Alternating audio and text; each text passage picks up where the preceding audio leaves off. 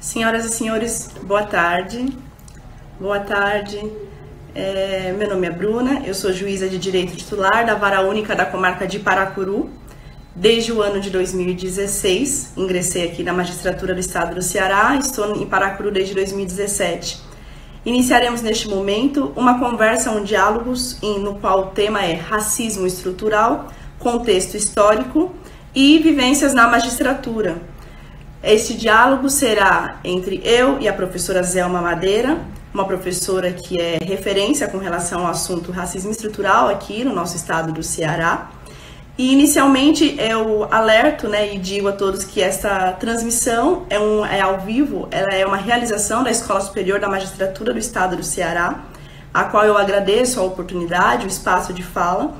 É importante ressaltar aqui que não só a Escola Superior da Magistratura, como o nosso próprio Tribunal de Justiça, a Associação Cearense de Magistrados, estão envidando esforços para trazer em pauta questões ligadas à área dos direitos humanos e na tentativa de darmos uma prestação jurisdicional célere, eficiente e muito mais próxima, muito mais humana.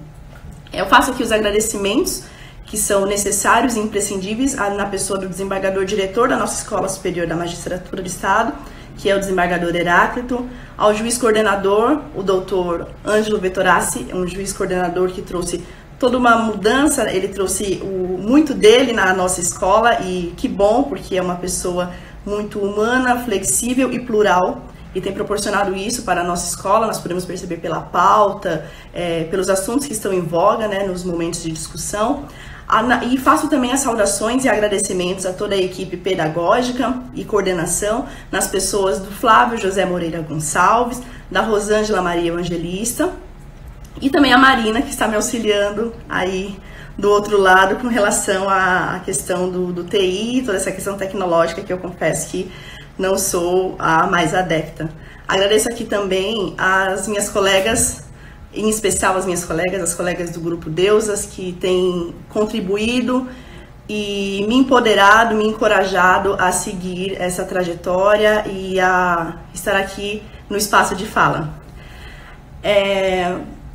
O assunto que nós vamos tratar neste momento é um assunto muito pertinente, um assunto que já vem sendo trabalhado e tratado ao longo do tempo pela doutrina, pela sociologia, pelo próprio estudo do direito em si, mas outras áreas científicas, que é a questão do racismo estrutural e os seus contextos históricos.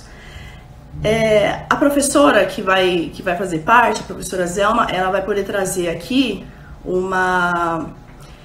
com certeza, uma análise mais aprofundada e técnica com relação ao assunto. Mas o que eu tenho a trazer a vocês, e até para fazer essa introdução para a professora Zelma, é a minha história, a minha vivência neste contexto aqui. Não só na magistratura, mas eu digo em questão de vida, história de vida.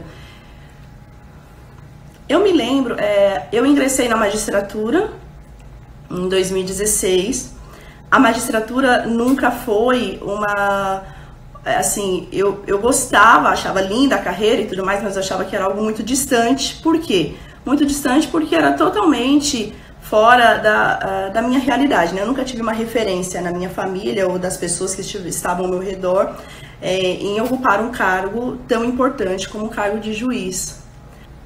Eu sempre lidei com racismo, Eu acho que todo negro e toda negra lida com racismo mesmo sem saber. No meu caso, em algumas situações, eu sabia que estava lidando com racismo, propriamente dito, em situações de ser chamada, com nomes pejorativos ou de ser diminuída, toda essa situação que nós já sabemos. As pessoas acham que não acontece, mas acontece. Mas eu acreditava que era algo ligado à minha questão social, Eu estudei em escola pública, toda a minha trajetória foi na escola pública. Eu tive a oportunidade de estudar em uma escola aqui em São Paulo, porque eu sou natural de São Paulo. É uma escola que ela é um pouco mais seletiva, é uma escola técnica estadual, que por coincidência o nome é Escola Técnica Estadual Martin Luther King. Eu não fazia ideia nem de quem era Martin Luther King na época. E nessa escola eu era a única aluna negra da sala, por exemplo. E isso foi se perpetuando, foi se estendendo a toda a minha trajetória de estudo, né? Depois na faculdade, e depois nos cursinhos, né? Você vê uma falta mesmo de negros nessas posições, nessas situações. Mas eu sempre achei muito natural. Então, para mim, era natural, eu já sabia que eu teria algumas dificuldades a mais para alçar o meu sonho, que era, no caso, a magistratura, né? Dentre uma dessas dificuldades, com certeza, é o fato de você estudar numa escola pública e de não ter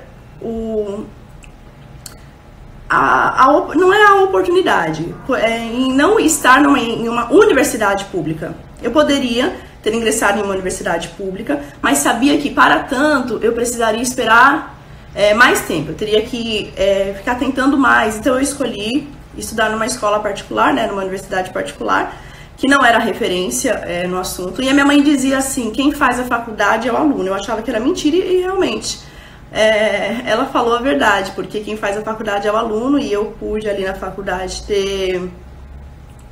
ter a chance de estudar e enfim, né, depois alcançar aqui o sonho de ser juíza. Mas eu percebia em algumas condutas, em algumas situações, que eu não tinha as mesmas oportunidades que outros colegas, mas isso era muito natural para mim. Eu vou dar um exemplo aqui que é simples, mas quem é da área do direito sabe e entende. Lá na minha faculdade tinha o que chamávamos de jogos jurídicos, né? E eu nunca participei dos jogos jurídicos, porque os jogos jurídicos tinha que pagar lá, né, o ingresso para fazer parte, e eu não tinha condições de participar. E eu faço aqui uma breve apresentação, já inicio dizendo que é uma honra participar dessa live com a professora Zelma, que é referência no assunto, tem um currículo extenso e vasto com relação à área dos direitos humanos, em especial a questão racial. A professora Zelma, ela é professora da Universidade Estadual do Ceará, ela é mestre e doutora em Sociologia pela Universidade Federal do Ceará e coordenadora da Coordenadoria Especial de Políticas Públicas para a Promoção da Igualdade Racial aqui no nosso estado também. Professora, mais uma vez, é um prazer, seja bem-vinda nesse espaço, obrigada pelo convite, obrigada pela participação. Eu estava falando que nós, os negros e as negras, nós temos já nós convivemos com o racismo, né? Isso é um fato. Mas eu achava que o racismo, ele era algo ligado à minha condição social. Como eu venho de uma família humilde, meu pai é colocador de papel de parede, inclusive eu mando um beijo para ele, porque ele está aqui assistindo. Meu pai, né, colocador de papel de parede, minha mãe professora, então eu realmente acreditava que isso era por conta da minha condição social, né? Mas aí acendi né, nessa questão social, nessa pirâmide social que nós temos, né, uma pirâmide imaginária, aqui no Brasil e em todo o mundo. E mesmo diante dessa ascensão, eu continuei percebendo o racismo. Mas desta vez, o racismo ele não vem de uma forma tão expressiva como aquela que eu vivia, né, em outrora. Eu me lembro assim que desde pequena era muito comum ser chamada de vassoura de piaçaba, né? Falava, seu cabelo parece bombril, você assim, tantos termos, macaca, neguinha, né? Esses termos totalmente pejorativos. E eu vivi com isso na minha infância, aprendi a viver com isso, né? E claro que fui, vira que segue, superei. Mas eu vejo que isso ainda existe hoje com as nossas crianças nas escolas, mas existe uma questão muito mais séria porque hoje a reação é totalmente diferente, né? Eu digo isso pelo que eu vivi em uma das minhas comarcas. Eu fiz esse relato em um livro para uma mestranda, né? Que na verdade ela terminou o curso de mestrado na Universidade Federal do Piauí. Ela retratou essa história. Foi uma história que eu também compartilhei no Diário de Nordeste, repito aqui, de uma menina que a mãe foi me procurar porque disse que ela estava o dia inteiro. Ela falou assim, olha, eu queria saber se a senhora podia conversar com a minha filha, porque, na verdade, ela falou com o meu diretor, né? Falou assim, olha, eu queria saber se a juíza podia aceitar falar com a minha filha, porque ela ficou ontem o dia inteiro no banheiro. E eu fui ver o que era. Ela falou pra mim, mamãe, eu tô tentando tirar essa cor do meu corpo, porque eu não quero mais ser preta. Ela falou, mas por que você não quer ser preta? Não, porque lá na escola disseram que minha cor é feia e eu não vou ser nada, e eu não quero. eu quero ser alguma coisa. E ela falou, não, filha, você pode ser, você não sabia que a nossa juíza é negra, ela tem a cor, a sua cor de pele. E ela não acreditou. Então essa mãe levou essa menina até o meu gabinete. Quando ela foi, né, eu acho que ela tinha 9, 10 anos, ela me viu, ela ficou assim, ela ficou parada. Ela não sabia o que dizer, ela ficou assim, maravilhada, né, olhando para mim, e ela falou, você é a juíza? Eu falei, sou eu. Ela falou, e você tem a cor da minha pele? Eu falei, sim, eu tenho a cor da sua pele. E aí ela olhou para a mãe dela, né, olhou para mim, eu falei, e você vai ser o quê quando você crescer? Daí ela me disse, não, eu não vou ser nada. Isso doeu tanto em mim, assim, até de falar, agora eu me emociono e tenho que conter as lágrimas, porque eu me vi nessa menina e me senti, sim, uma vitoriosa, né, por onde eu cheguei. Agradeço muito a Deus por isso e a toda a trajetória que foi possível, mas foi muito árdua. E eu disse para ela, eu falei, você vai ser o que você quiser ser. Se você quiser ser médica, se você quiser ser juíza, se você quiser ser promotora, arquiteta, o que você quiser, você vai ser, porque você pode. Aí ela me disse, eu posso ser juíza, então? Aí eu falei, pode ser juíza. E ela saiu de lá, eu fiquei muito impactada. Foi algo que tocou a minha alma, me tocou como juíza, mas muito mais como mulher negra e como uma menina que eu fui, como ela, né? E então eu vi ali que a questão da representatividade é muito importante. Já aconteceu eu me lembro, e eu já vou passar a palavra para a professora, porque ela vai falar sobre o assunto técnico, mas eu me lembro que parece que há algum tempo teve uma novela que tinha uma moça que era juíza, era negra. Eu não sei, eu não assisto, né? Então eu não sabia. Mas eu me lembro que eu estava fazendo júri, e eu estava no júri e tinha umas pessoas lá no fundo, ficavam olhando tudo, não sei o quê. E quando eu fui para o gabinete, eu estava com a toga, fui para o gabinete e voltei, ela falou assim, eu escutei ela falando, olha a nossa juíza. Quando eu escutei falar nossa juíza, sabe, isso me trouxe, assim, um sentimento tão lindo, né? Eu falei, nossa, eles me veem como uma representante deles. Eles não falaram, olha a juíza. Olha aquela ali, é a moça que julga, né? Ou a senhora que julga, não, isso é a nossa juíza. Eu fiquei, assim, maravilhada, fui, né, pro júri, acabou a sessão plenária.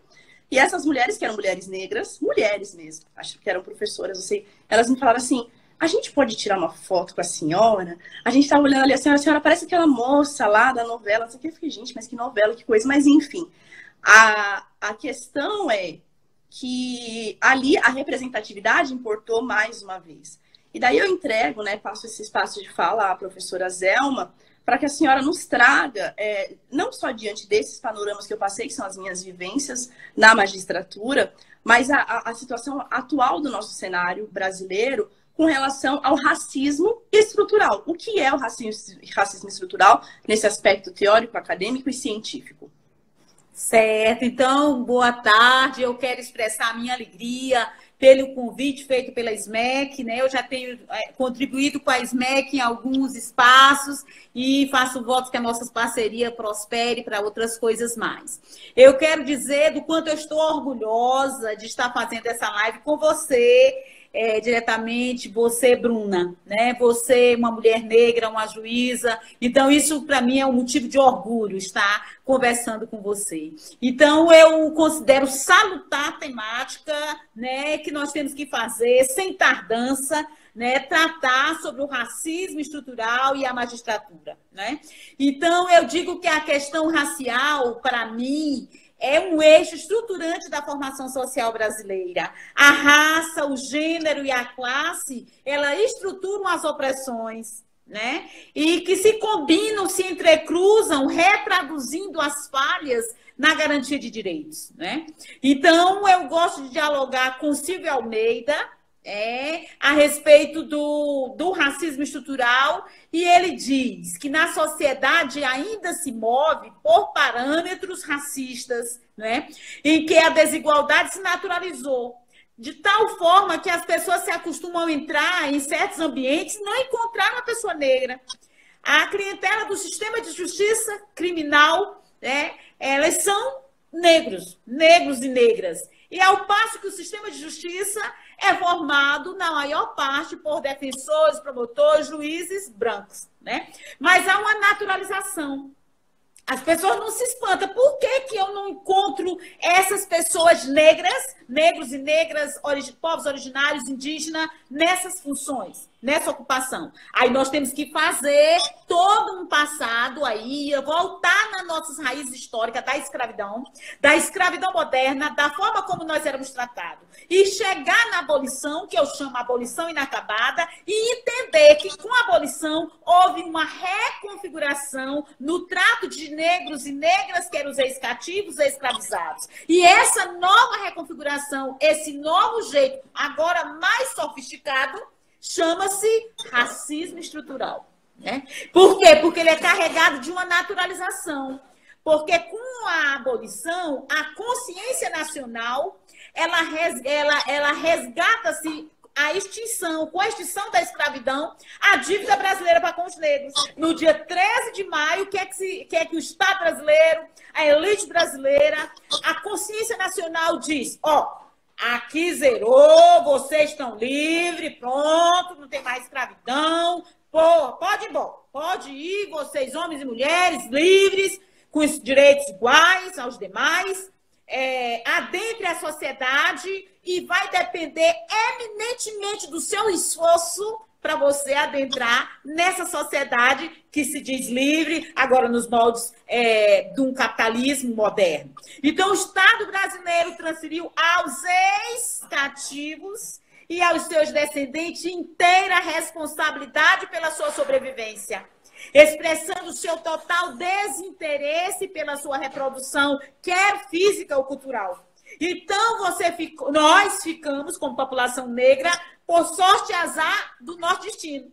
Então, caberia a nós, não foi carregada a abolição de uma política de reparação. Nós não tivemos política de reparação. E aí, note a sofisticação do racismo. Se você não prosperar, o problema é seu. Porque nós vamos pelo viés, né, do liberalismo. Você nasceu igual. Você agora é livre. E a sociedade é fraterna, lhe abraça. Se você não prospera, o problema é seu. Então, é isso que eu chamo de naturalização das hierarquias raciais. Os lugares que a população negra passa a ocupar na estrutura social é fruto desse racismo estrutural, entendido além do âmbito interpessoal, que não é só um problema psicológico de pessoas aqui e acolá que não gostam de negro, que não gostam de indígena. Não é. É uma relação, é como uma grande teia se esparrama por toda a sociedade. Então, é aí que eu dialogo e acredito que a perspectiva para a compreensão do racismo deve ser estrutural. Porque não está restrita ao âmbito interpessoal e nem o âmbito das instituições. Ela, na verdade, o racismo ele ocorre em decorrência da própria estrutura social. Né? E dialogando com o Silvio Almeida. É um modo normal com que se constituem as relações políticas, econômicas, jurídicas e até familiares. Né? Então, a gente precisa entender que o racismo, ele, na verdade, é que define nossos afetos, as relações, as escolhas, né? É tudo marcado. Então, infelizmente, nós ainda temos que falar de raça. As pessoas, puxa vida, duas mulheres tão grandiosas, a Bruna e a Zelma, fica falando negócio de raça, se a raça é humana, não é? A gente sabe que a raça, em termos biológicos, não tem sustentação. Mas quando nós estamos falando raça, é no sentido político, no sentido social histórico.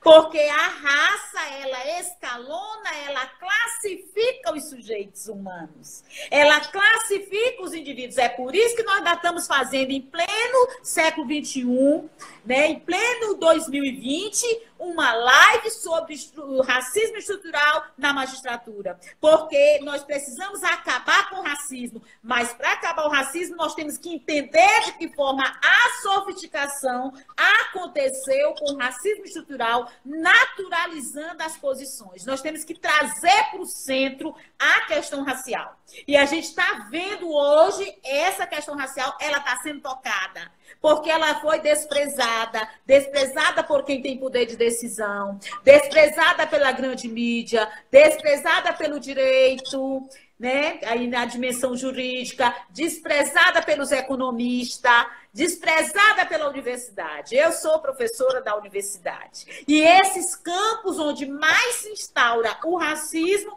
é na educação e no mercado de trabalho. E aqui, não é à toa, porque são lugares importantíssimos. A universidade é o lugar da construção do conhecimento.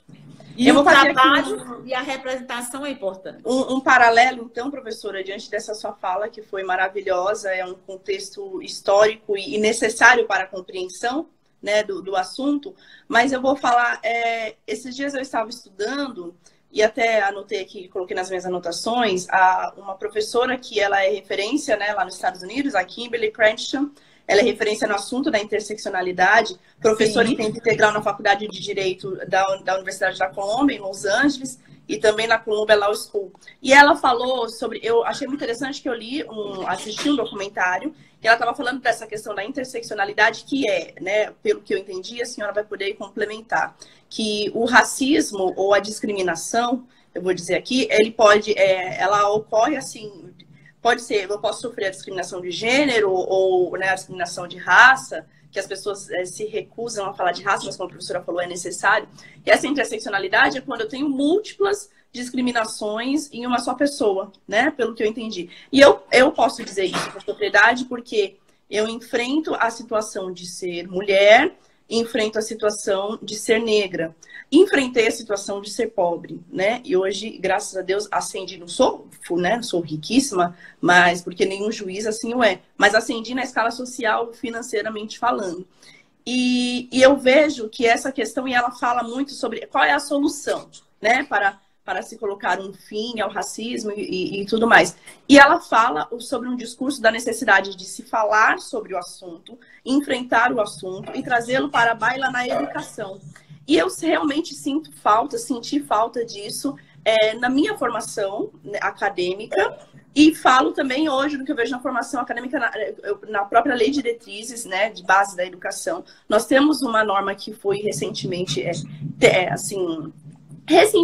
né, incluída, se nós formos considerar todo o panorama histórico, que fala sobre a necessidade de se falar sobre a história, né, africana e de matriz africana, e eu ainda não vejo isso. Na verdade, eu fui conhecer essa ideia do racismo estrutural recentemente, e a própria ideia da abolição, eu tinha eu tinha a convicção de que a princesa Isabel era uma mulher muito boa e que ela tinha usado aquela pena de ouro e tinha feito a lei e que nós estávamos livres, e assim foi.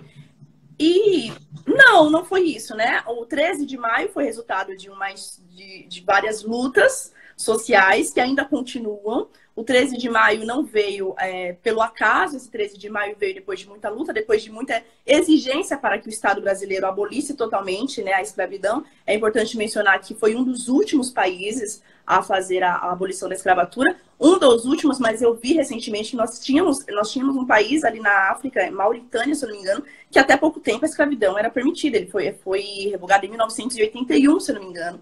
E só em 2007 passou a ser considerado como crime o ato de você escravizar pessoas. Ou seja, é um tema atual. As pessoas falam, né, da abolição ou da escravidão como se fosse algo passado pretérito. E não é. Sim, porque a escravidão também, ela não é só herança, né, Bruna? Ela também é recriação. Então, e ela é recriação quando a gente começa a perceber os lugares de desvantagem e as desigualdades. Nós poderíamos passar a tarde todinha aqui só dizendo que 64% do desemprego é negra. Qual é esse lugar que a maioria dos negros ocupa? 66% do emprego doméstico é para as mulheres negras, é ocupado pelas mulheres negras. Então, eu só posso entender por que nós só temos uma juíza, né? Sempre é uma juíza negra, uma isso, uma aquilo. Só uma, quando nós somos mais de 55% da população. Isso é o que a gente chama de naturalização das hierarquias. Isso é o que eu estou chamando da sofisticação do racismo. Não é de que a gente, essa recriação e a gente naturaliza, né? E aí dizer que nós saímos da escravidão não como classe trabalhadora, não como classe laboriosa, nem para exército industrial de reserva nós nos configuramos, mas nós saímos como classe perigosa. né, como a marginália. E isso fica grudado e se estrutura na hora de pensar o mercado de trabalho. Então, que bom a gente ter essa representatividade sua como uma mulher negra que ocupa esse outro lugar, que não é este lugar naturalizado, com todo o respeito que a gente tem às empregadas domésticas. Mas nós queremos ser médicas, queremos ser juízas, procuradoras e outras lugares de qualidade na sociedade. Então, a gente precisa pensar que a escravidão não é coisa do passado. A escravidão é herança, mas é também recreação, né? E é nesse sentido que a gente poderia passar horas e horas a falar de desigualdade, dizer da média de salário de pessoas brancas é de 2.796 para negros 1.608. Então, eu preciso entender que alguma coisa, essa maquinaria na sociedade, tem algo que não funciona, né? Por que mais de 66% das empregadas são negras, né? Por que na hora que a gente vai atrás, por exemplo, de dados do Conselho Nacional de Justiça, 67% da população prisional é negra?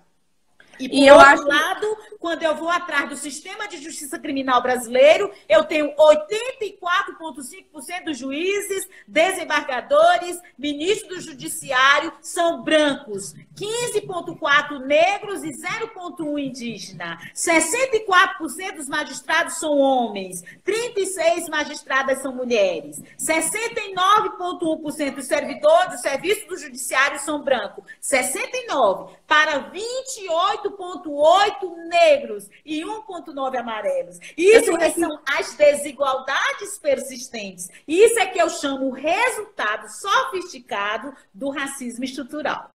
Nós temos duas perguntas que eu acho que são muito interessantes, que eu vou precisar, vou passar aqui para a professora.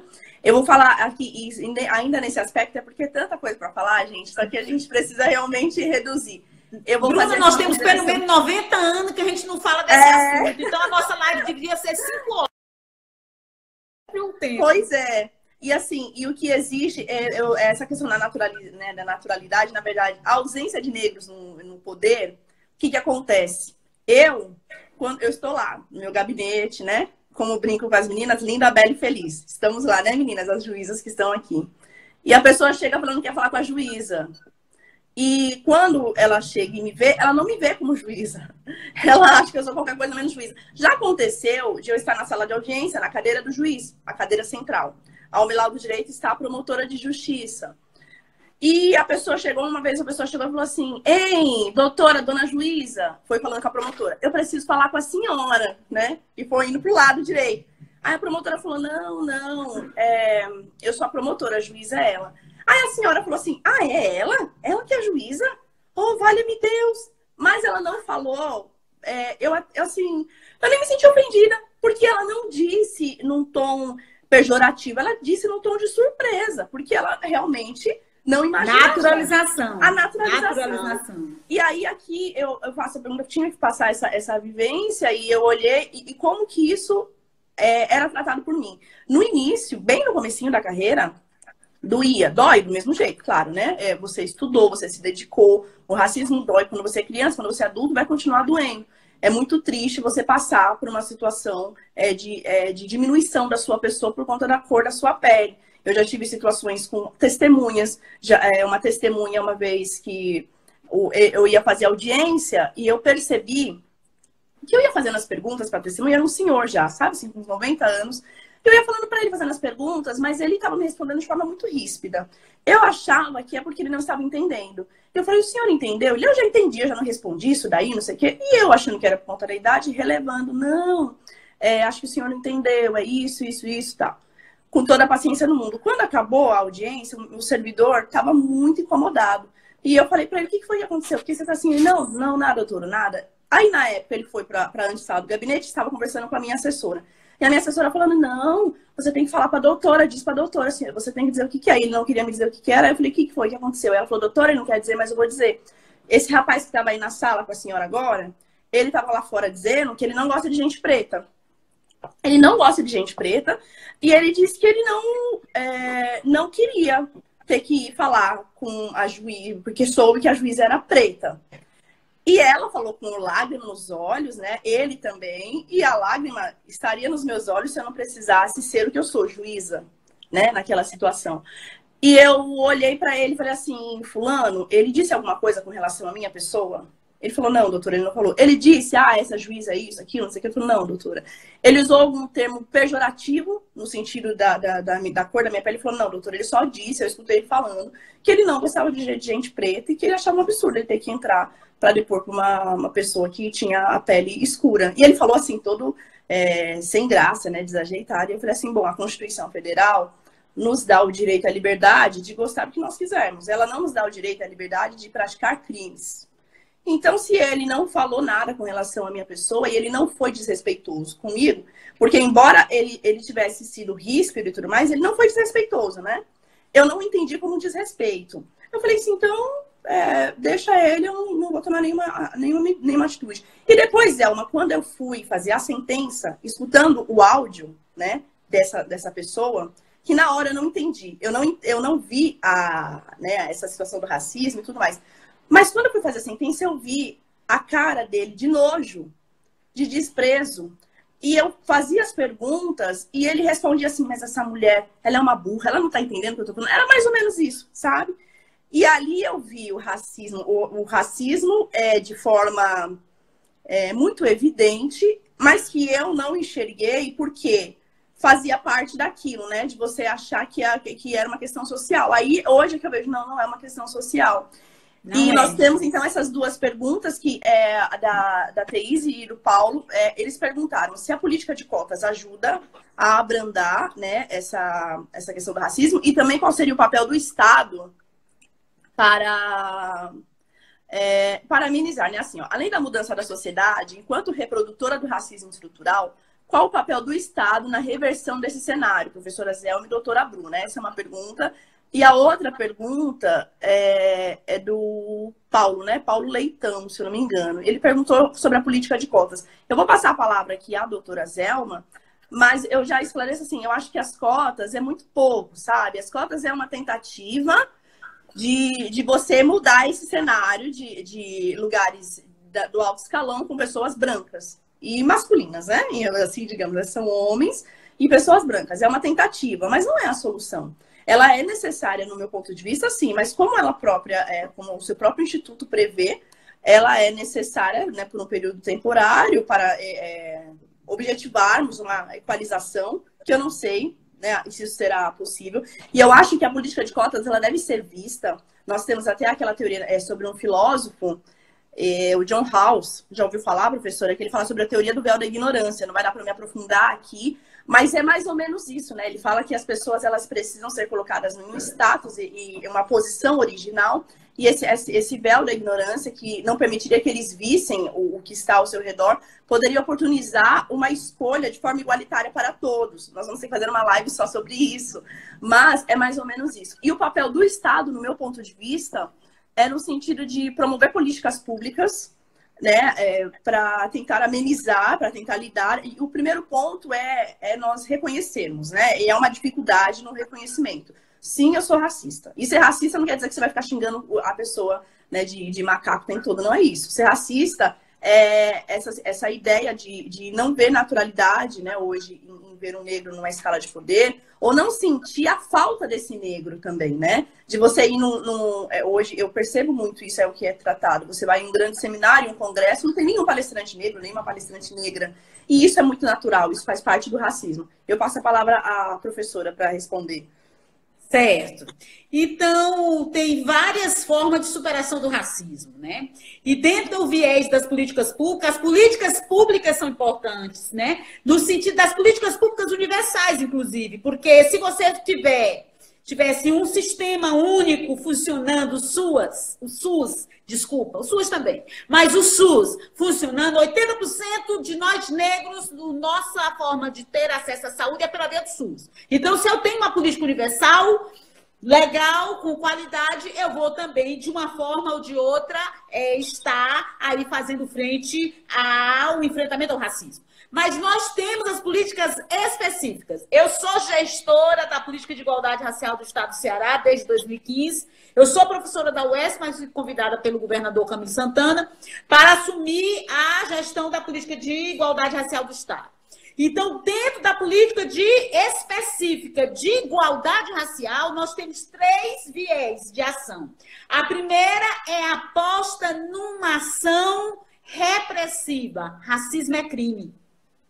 Racismo não pode ser identificado, não, mas foi só uma brincadeira pesada. Não é brincadeira, é crime. Portanto, deve assim ser tratado. Tem que seguir todo o trâmite do processo, tudo. Tudo bem que tem maior dificuldade de alguém ter ganho uma causa dito que foi racismo. Por quê? Porque nós temos pelo menos 90 anos que não falamos sobre esse assunto. Por isso que essa live ela tem que ter vários e vários, a seguir cena de próximos capítulos. Porque nós não tocamos nessa questão. Então, a primeira aposta para as políticas específicas é ação repressiva.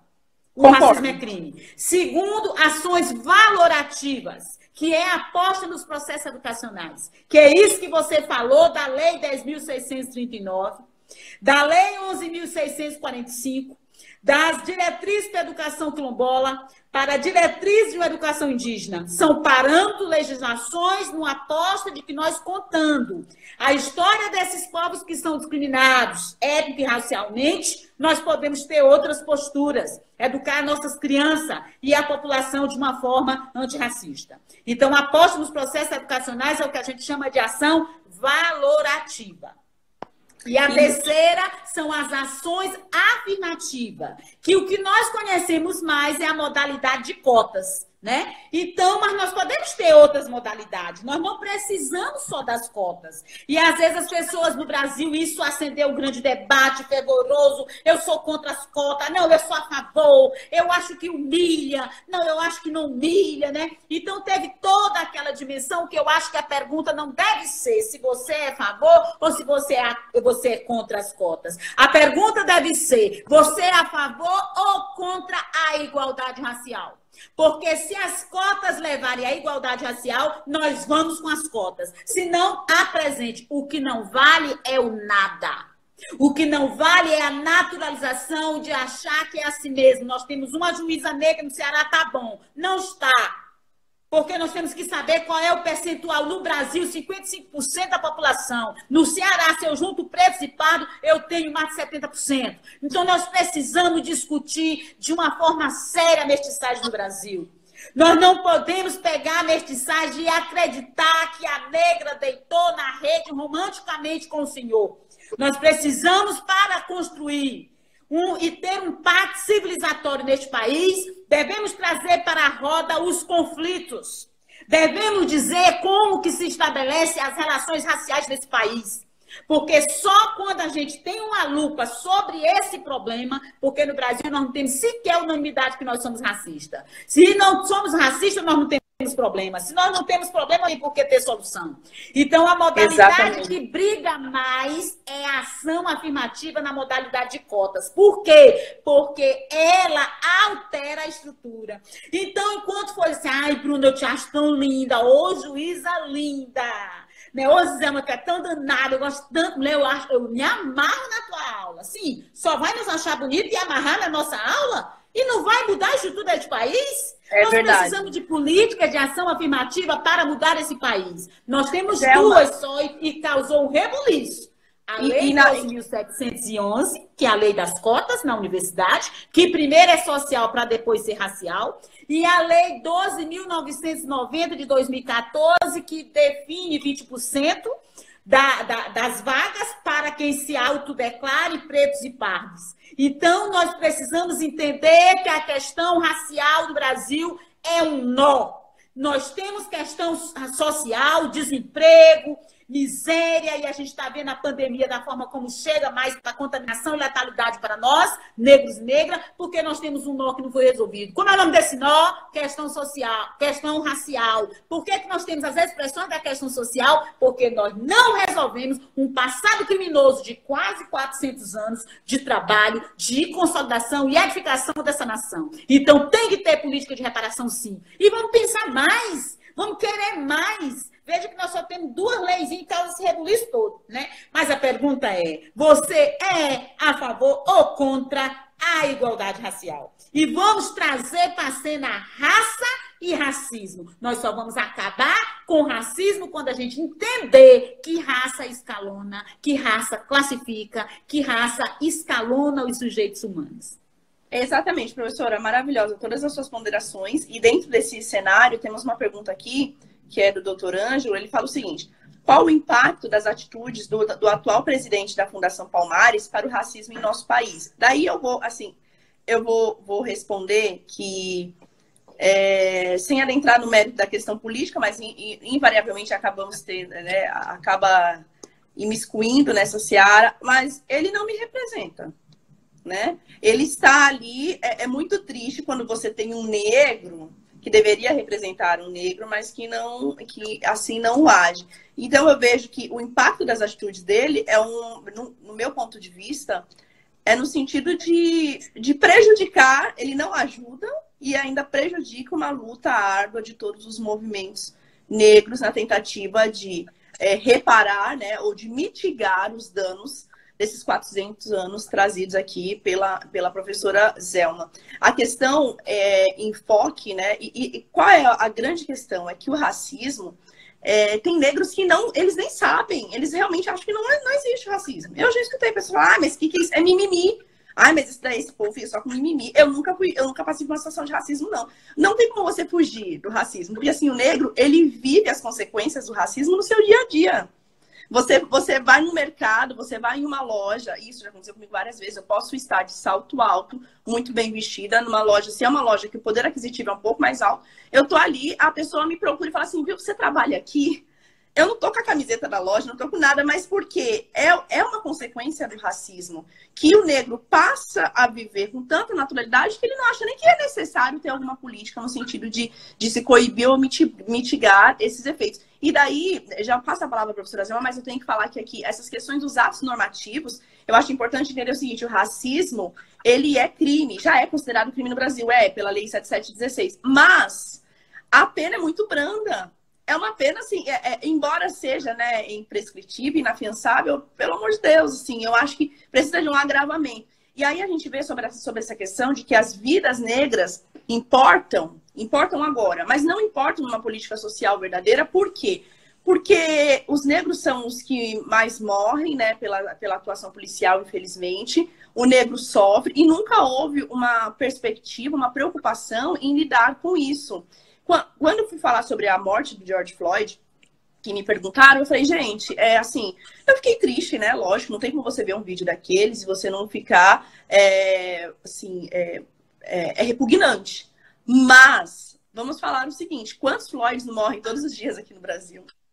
E qual que é a importância que se dá a essa situação? Né? Quando é que o Estado brasileiro tomou alguma atitude nesse sentido? Nós tivemos ali, eu me recordo que a lei do crimes hediondos foi criada num momento muito eufórico, posterior à morte daquela atriz, a Daniela Pérez. Porque a morte de uma pessoa branca, ela é muito relevante. O menino Bernardo, não estou dizendo aqui que não é legítimo, porque eu concordo com a resposta estatal. Mas o que eu estou querendo trazer é que todas essas respostas foram para a morte de pessoas brancas, o que mostra que a vida do negro não importa, na verdade.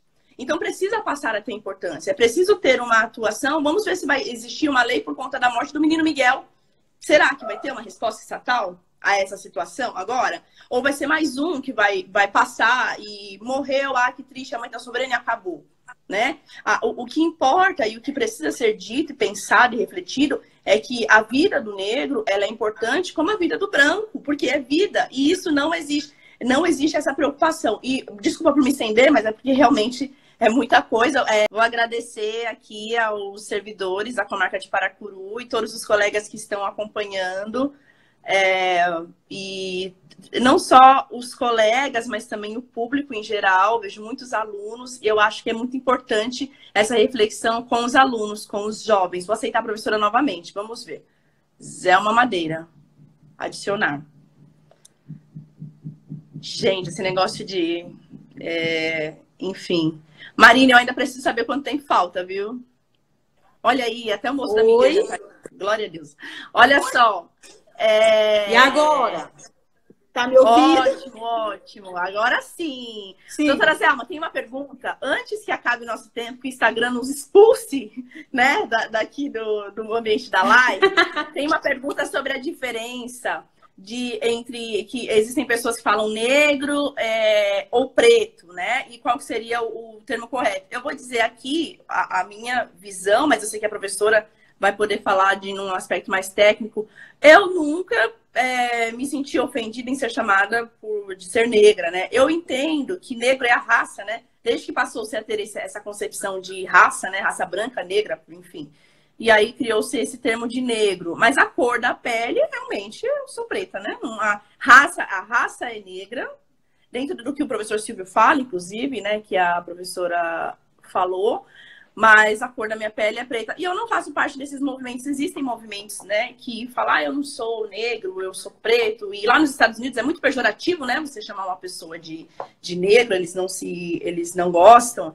Mas eu, particularmente, ainda não cheguei nesta etapa. Eu estou em profundo amadurecimento do estudo da questão racial. Eu estou conhecendo agora com a profundidade que eu gostaria de ter conhecido antes, né? Mas eu nunca me preocupei tanto, e acho que isso não é só comigo, o negro de uma forma geral, né? Eu nunca me preocupei tanto em estudar isso, e passei agora a estudar e não cheguei nesse nível, mas a professora vai poder falar com maior tecnicidade sobre o assunto. Pronto, certo. Eu não sei se quando eu estava falando da Fundação Palmares, eu quero dizer que há uma disputa de narrativas, né? Deu para ficar nesse cenário de autoritarismo no Brasil.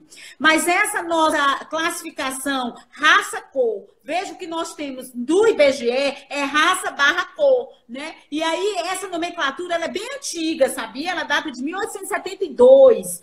E a gente precisa inovar, tratar, ver que este Brasil, numa extensão continental, falar de pertença étnico-racial envolve território, envolve várias outras questões, mas não fizemos. E eu acho que você respondeu legal. Quem, para efeitos de políticas públicas e do IBGE, quem é negro, opção negro para você apontar, mas são os pretos e pardos que junto, porque considera que nossas condições sociais e econômicas são parecidas, então pretos e pardos é que dá negros, né?